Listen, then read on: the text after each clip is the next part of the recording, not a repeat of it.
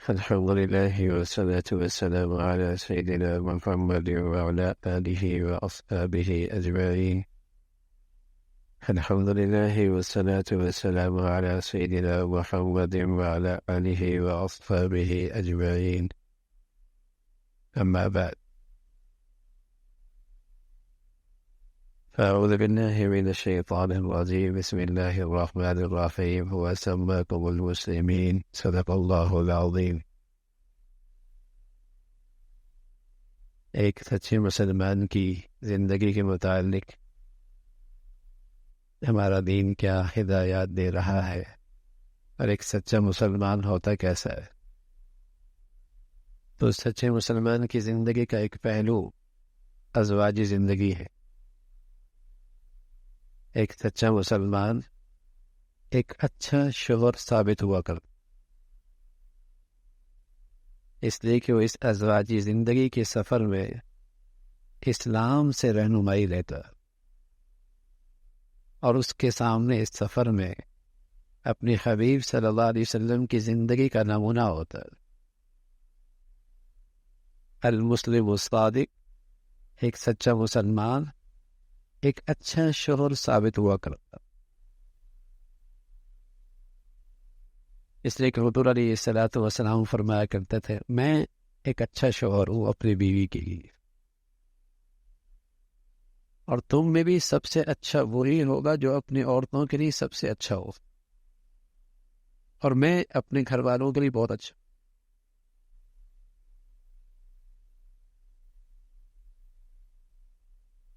تو جہاں اچھا اسلام ہوگا وہاں اچھی ازواجی زندگی بھی ہوگی.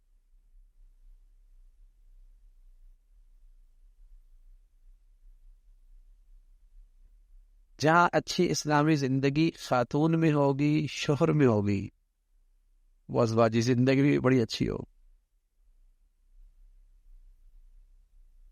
وہاں محبت ہوگی، وہاں اعتماد ہوگا، وہاں ایک دوسرے کا خیال ہوگا، رعایت ہوگی.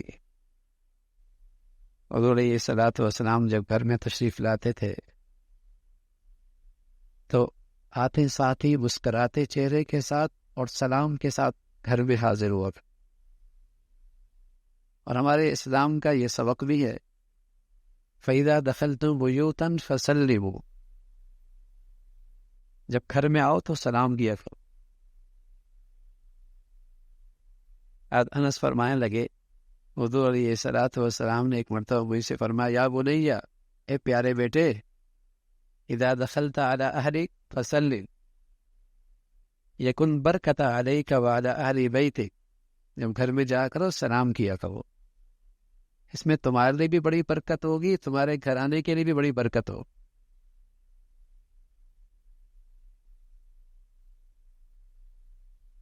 جب اسلام کے اچھے اخلاق نہیں ہوتے تو دوستوں میں موڈ بڑا خوشگوار ہوتا ہے اور گھر میں موڈ بہت خراب ہوتا ہے. دوستوں میں محفل کی جان ہوتی ہے اور گھر میں گھر والوں کے لیے بوجھ ہوتا ہے، بلکہ بوجھ کیا وبال ہوتا ہے. تو جہاں اسلام اچھا ہوگا وہ اسلامی ازواجی رشتہ بھی اچھا ہوگا، وہاں ایک شوہر ایک اچھا شوہر ثابت ہوگا، اور اس خاتون میں بھی اگر اسلام کی زندگی ہے تو ایک اچھی بیوی ہو.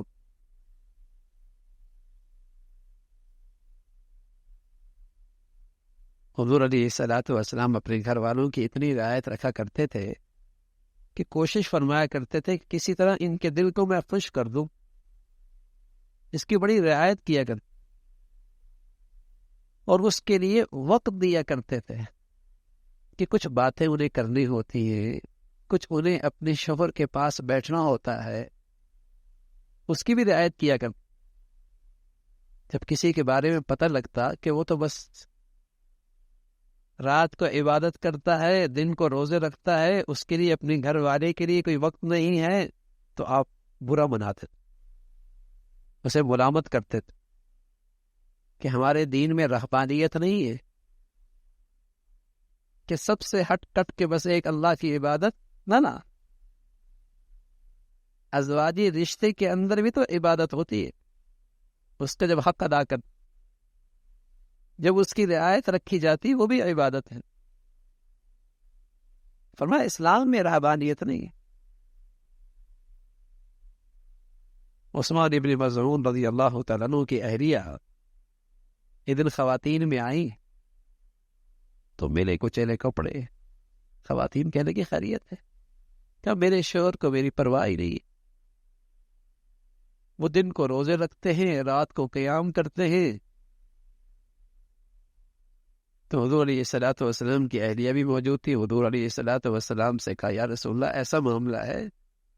عثمان ابن مظعون کی اہلیہ پریشان ہو رہی تھی، آپ نے بلایا اور انہیں سمجھایا ایسا نہیں کرتا، تمہارے لیے تو بہترین زندگی تو میری ہے نا، میں تم سب سے زیادہ اللہ سے ڈرتا ہوں اور سب سے زیادہ اللہ کے حدود کا خیال رکھتا ہوں، لیکن میں اپنے گھر کی عورتوں کی بھی رعایت کرتا ہوں،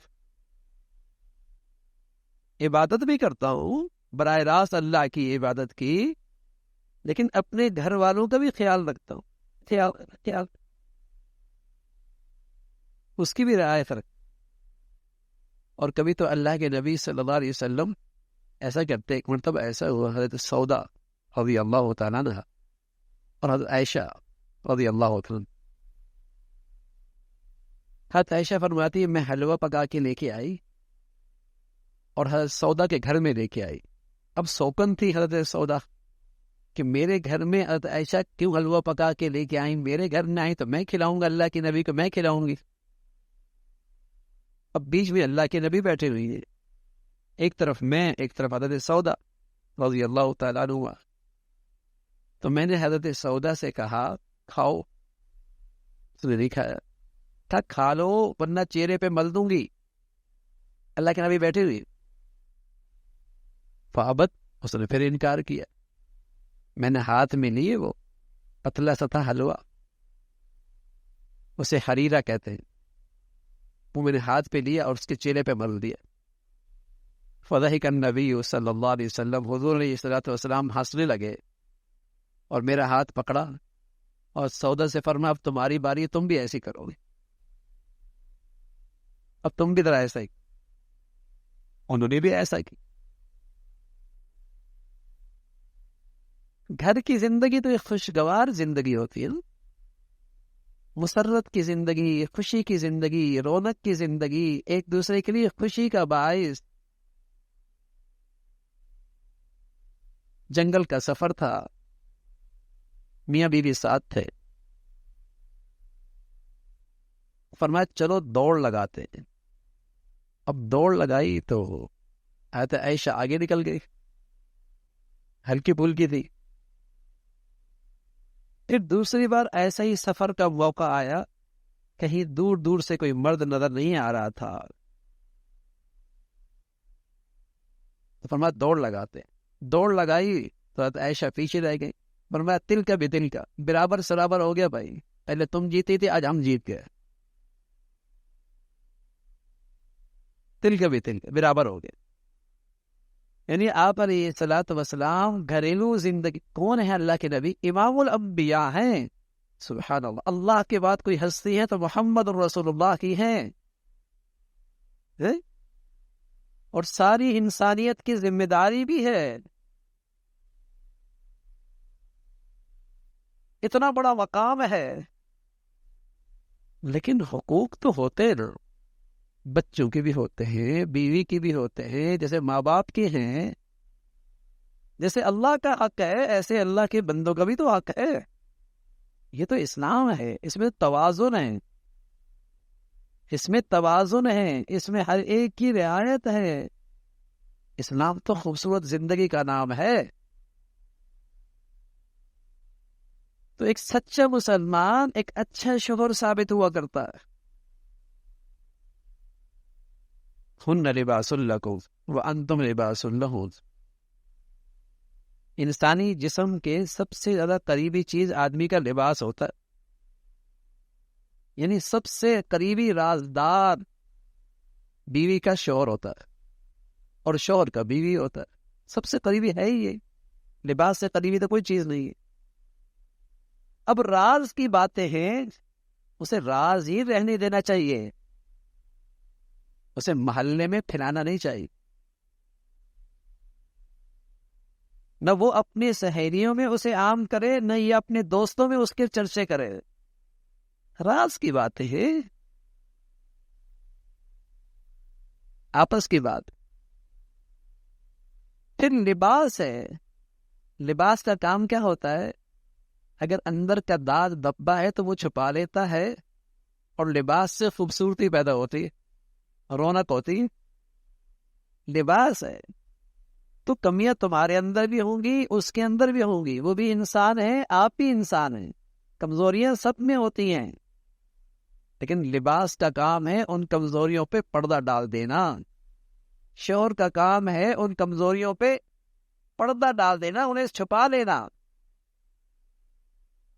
اس کے تذکرے اماں کے سامنے، اس کے تذکرے بہنا کے سامنے، اس کے سامنے، غیروں کے سامنے، کیوں اس کی عزت نفس مجروح کر رہے ہو میاں؟ اگر اس کی عزت نفس مجروح کرو گے 40 سال تک بھی اس گھر کو اپنا گھر نہیں بنائے گی، یہ تو اس کا فطرتی حق ہے۔ اگر آپ ایک اپنے ملازم کی بھی عزت نفس مجروح کریں گے تو اس کے دل میں آپ نے دشمنی کا بیج بو دیا۔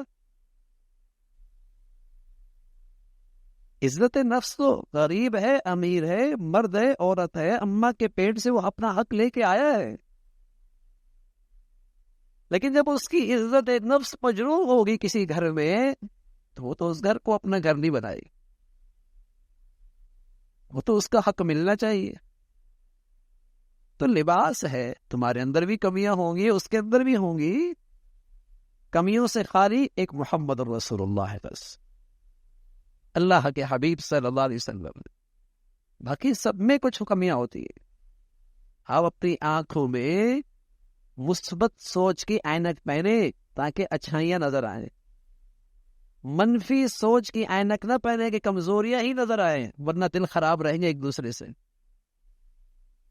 ورنہ دل خراب ہو جائیں گے۔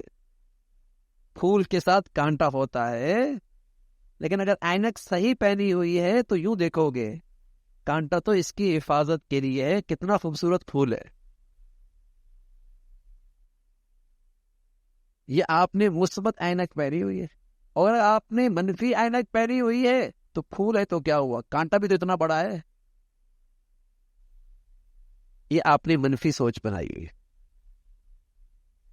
تو گھر مثبت سوچ سے بنتے ہیں بھائی، منفی سوچ سے نہیں بنتے۔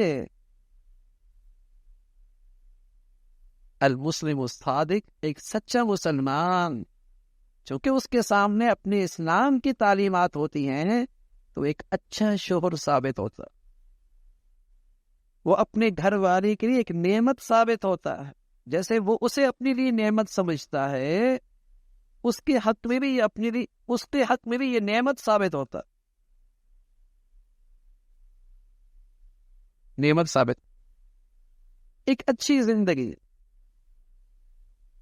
لباس ہے، اور آپ جانتے ہیں جب لباس آدمی نے پہنا ہوتا ہے اور کھانا کھانے لگتا ہے تو اوپر کپڑا رکھ لیتا ہے، آستینیں اوپر اونچی کر لیتا، کہیں داغ دبا نہ لگ جائے، کوئی گر نہ جائے۔ ہاں، لباس ہے میاں بیوی ایک دوسرے کے لیے، اس لیے اس رشتے کو ہمیشہ غلط فہمیوں سے کے داغ سے بچانا، بدگمانیوں کے داغ سے بچانا، ورنہ ازواجی زندگی جہنم ہو جائے گی۔ ایسے موقع ہی نہ دینا کہ غلط فہمیاں پیدا ہو، بدگمانیاں پیدا ہو، موقع ہی نہ دینا۔ اس لیے بہت محتاط رہنا، لباس ہے کہیں غلط فہمیوں کا داغ نہ لگے، بدگمانیوں کا داغ نہ آنے پائے، اس لیے کہ وہ تو تمہاری زندگی کی رازدار ہے، اس سے زیادہ قریب تو کچھ ہو ہی نہیں سکتا۔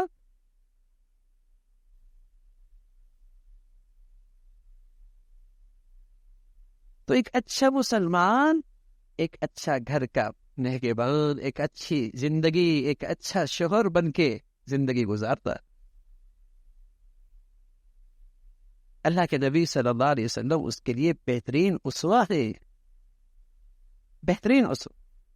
بلکہ حضور علیہ الصلوۃ والسلام تو اس بات کا بھی خیال رکھتے تھے کہ ان کے اہلیہ کی جو دوستیں ہوا کرتی تھی کبھی کبھی ان کے لیے بھی تحفے تحائف بھیجا کرتے تھے تاکہ اہلیہ خوش رہے. جائے کہ ان کے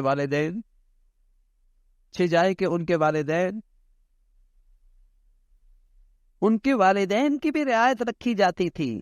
ظاہر ہے بچی ہے، اس کے ماں باپ ہیں، وہ چاہتی ہے کہ میرے ماں باپ کے ساتھ اچھا رویہ ہو. اسی طرح جب ایک اچھی بچی دیندار ہوگی تو وہ بھی اپنے شوہر کے والدین کا خیال رکھے گی. یہ جو آج گھروں میں جنگ ہے ساس بہو کی، اس کی تو نوبت ہی نہیں آئے گی. جب وہ انہیں اپنے والد کا درجہ دے گی، جب یہ انہیں اپنے والد کا درجہ دیں گے تو محبتوں کی مٹھاس بڑھے گی. پہلے جب رشتے ہوا کرتے تھے تعلقات اچھے ہو جایا کرتے تھے. اللہ حفاظت فرمائے. اسلامی ایمانی اخلاق سے ہم آری ہوئے، اب رشتے ہوتے ہیں تعلقات خراب ہو جاتے. بہن بھائی میں بہت اچھے تعلقات تھے، رشتے ہوئے بیٹی اور بیٹے میں تعلقات خراب ہو گئے. 40 سال سے دوست اکٹھے کام کیا کرتے تھے، ان کی بچوں کے آپس میں رشتے ہوئے تعلقات ہی خراب ہو گئے. حالانکہ ہمارے نبی رشتے کروایا کرتے تھے تاکہ تعلقات خاندانوں میں جڑ جائیں، رشتے اور مضبوط ہو جائے، دور والے میں قریب ہو جائے. یہ تبھی ہوتا ہے جب اسلام ازواجی زندگی کے اندر اس کی رہنمائی لی جائے، اس کی رعایت رکھی جائے، تو پھر یہ رشتے مضبوط ہوا کرتے ہیں، پروان چڑھا کرتے ہیں. ازواجی زندگی سے رشتے بڑھتے ہیں، تعلق محبتیں بڑھتی ہیں، پھیلتی ہیں. ہاں اگر اس کے اندر کوئی کمی ہے تو اسے اچھے طریقے سے اس کمزوری کو پورا کرے، اچھے انداز سے. الرجال قوامون، مرد تو گھر کا ذمہ دار ہوتا ہے. جیسے اس کے ذمے اس کا کھانا ہے، لباس اس کی ذمہ داری ہے، اسی طرح یہ بھی ضروری ہے کہ اسے ایسا تربیت کا ماحول دے جہاں اسے بھی اسلام کی تعلیمات کا پتہ لگے، اسے بھی پتہ چلے کہ شوہر کا حق کیا ہوتا ہے، گھر میں ساتھ رہنے والوں کے حقوق کیا ہوتے ہیں.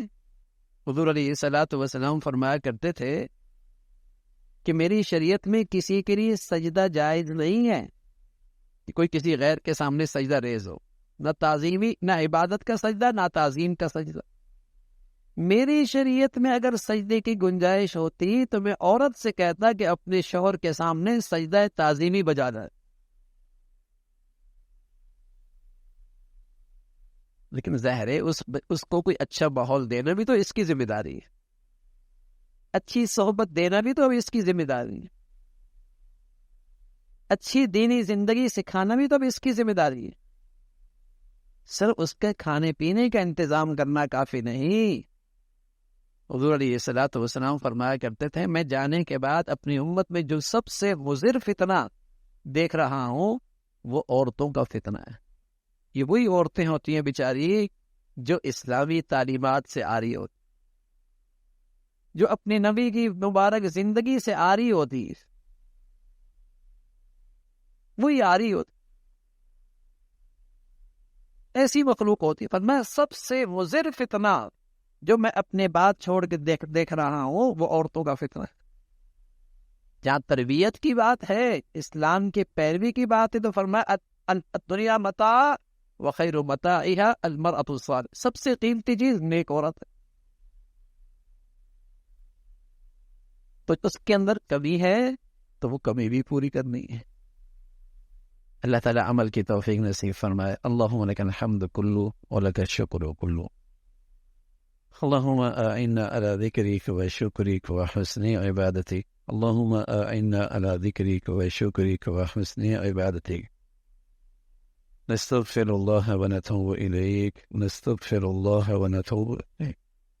سبحان ربك رب العزة عما يصفون وسلام على المرسلين والحمد لله رب العالمين.